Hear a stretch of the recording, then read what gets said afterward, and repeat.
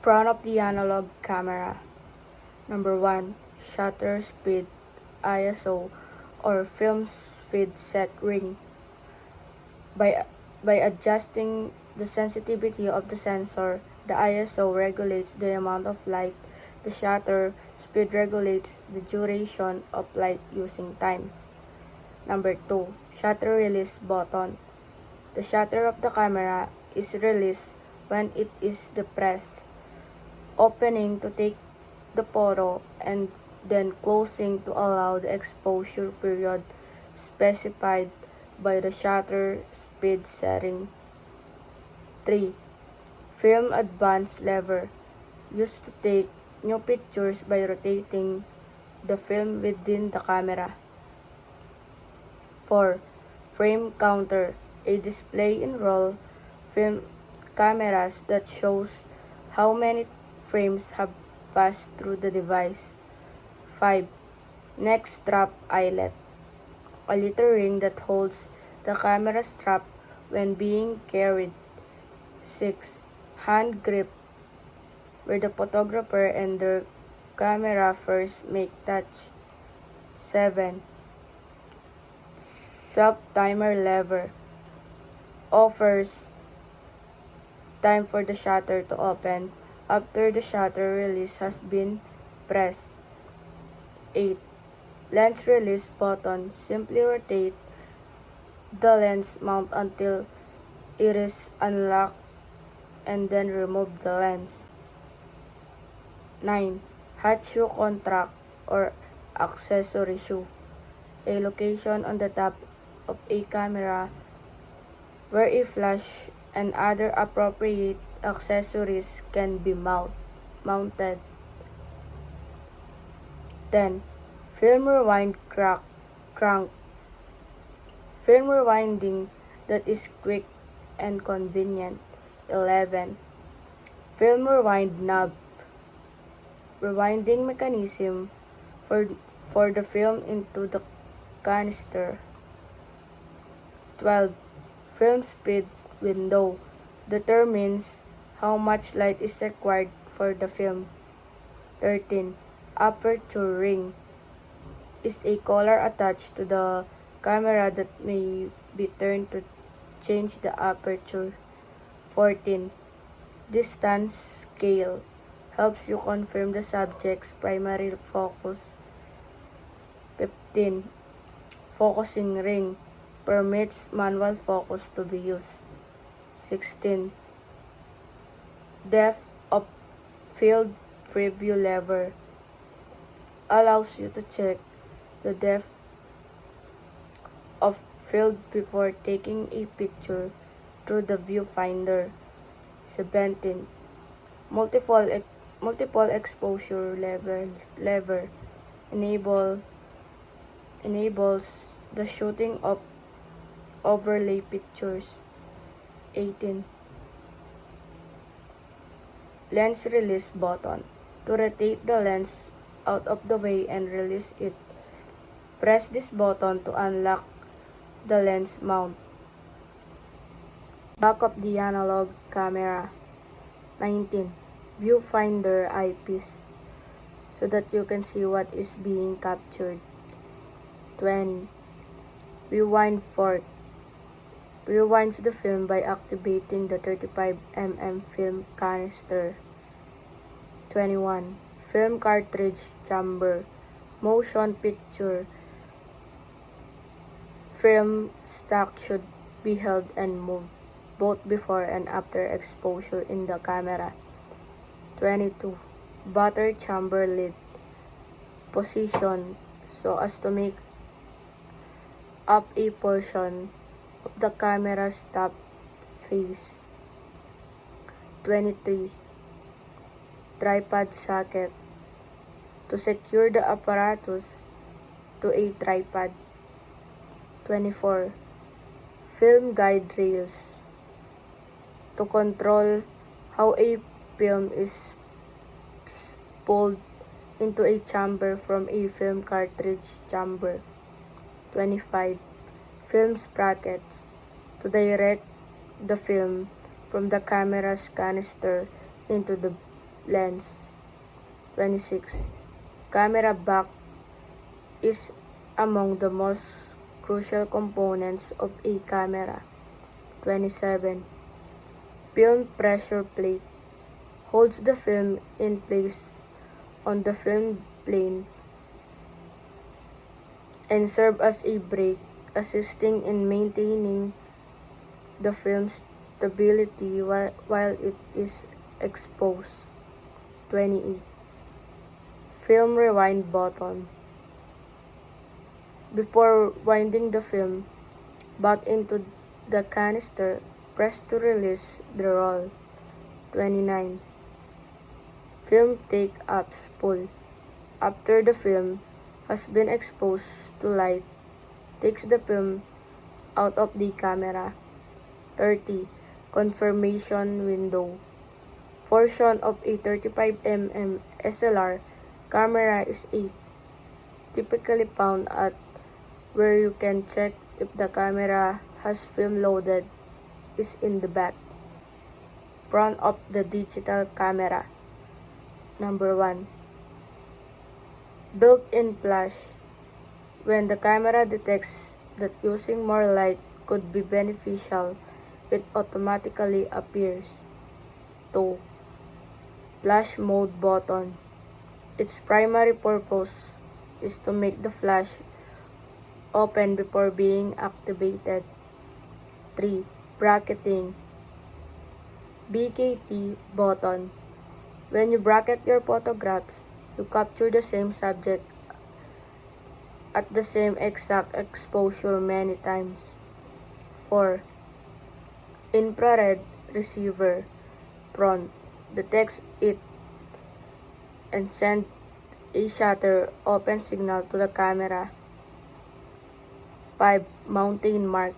Makes it easier for you to firmly attach the lens to the camera body. 6. Built-in microphone. A method for recording the audio for video clips. 7. Lens release button. Enables to remove the lens by unlocking the lens mount. 8. Connector cover. Access to the HDMI connector port and the multi-connector port. The two connector ports on the camera. 9. Cover for accessory terminal and external microphone connectors.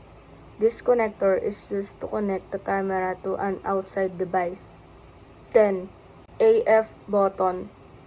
A camera's ability to focus on a subject automatically is known as autofocus. 11. Focus mode selector. This mode is frequently altered using an actual AF or MF switch, a dial or button on the camera. 12. Meter coupling lever. Shows the camera what aperture the lens been set at in. 13. Mirror. Sending light to the pentaprism and viewfinder is the responsibility of primary mirror. 13. USB connector. Modern cameras typically have a form of USB port called a data input or output port, and practically all PCs today have USB port as well. 15. AV connector. To make its information visible on TVs with composite video inputs. 16. HDMI mini pin connector. Offers the same functions as the Type A connector but in a smaller, more portable package for usage with tablets and cameras. 17. Accessory terminal. To connect microphones and other devices such as speedlight flash.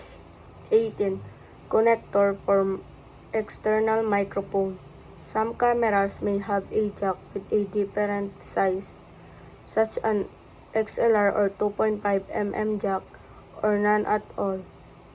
If Also, you might have require a recorder or an adapter to connect your microphone.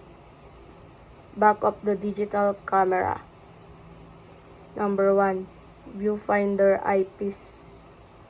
To make it possible for you to view what is being photographed. 2. Rubber eye cap. To improve comfort when using the viewfinder and to stop stray light from entering the camera's viewfinder. 3. Delete button. To remove a single photo or several. 4. Playback button. View the photos you've saved using it. 5. Monitor. To support photography and filmmaking. 6. Menu button. This opens the camera's menu where you may adjust your camera's settings for image quality, focusing, and other features. 7. Help or protect button. Maintains the exposure value while the shutter button is held halfway depressed. 8. Thumbnail playback zoom out button. Expand the picture that is being played back. 9. Playback zoom in button. Image quality or size button. Resolution lens, aperture, focal length or zoom range, lens quality, sensor sensitivity, and camera software are all important factors. 10. Diopter adjustment control. The diopter adjustment knob essentially functions as a lens that changes from close to far focus. 11. AE-L or AF-L button. Auto exposure is referred to as AE, and auto exposure lock as AE-L is the autofocus lock. AF stands for autofocus. 12. Speaker can aid in assisting you immediately review audio-video recordings. 13. Main command dial.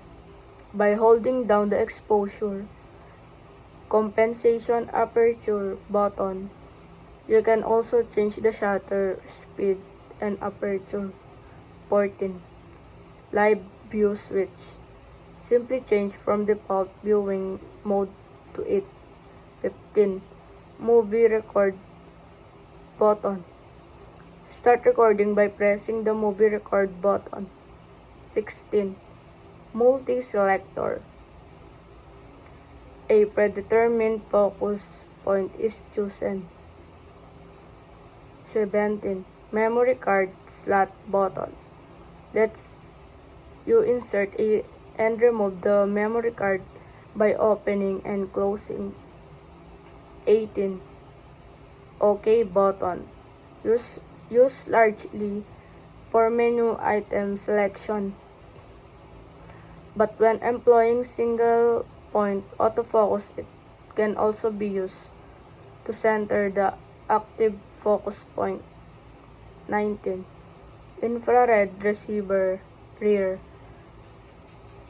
Detects it and sends a shutter open signal to the camera. 20. Focus selector lock. Place your camera at the subject's level, then halfway push it to the shutter.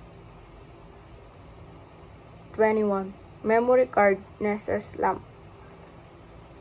To show the camera is using the card either to read data while previewing photos or to write data when taking pictures.